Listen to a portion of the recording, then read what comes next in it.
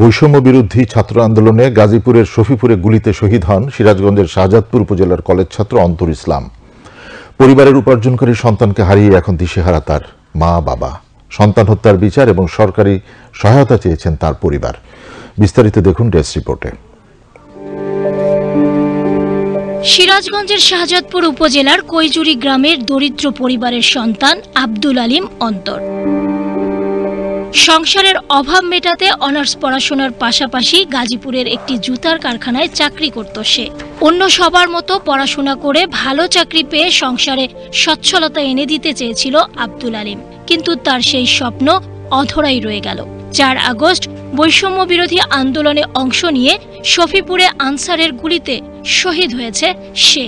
আশা ভরসার প্রদীপ সন্তানকে হারিয়ে এখন শোকে পাগল প্রায় অন্তরের মা বাবা। সন্তান হত্যার বিচারের পাশাপাশি চান সরকারি সহায়তা।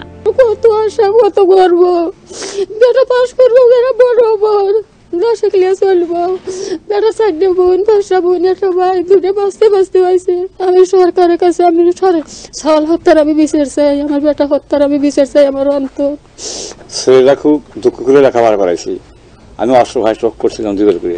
সরকারের কাছে আমার ছেলে হত্যার বিচার চাই এবং সাহায্য চাই। নিরপরাধ এই কলেজ ছাত্রকে হত্যার সাথে জড়িতদের বিচার দেখতে চান গ্রামবাসীও। ও নিজে কামাই করে নিজের সংসার চালাইতো এবং তার বাবা মাকেও দেখতো। আমরা প্রতিবেশী হিসাবে খুব কষ্ট পেয়েছি। ও আমার দেবর আসলো, যারা তাকে মারছে তার আমি বিচার চাই।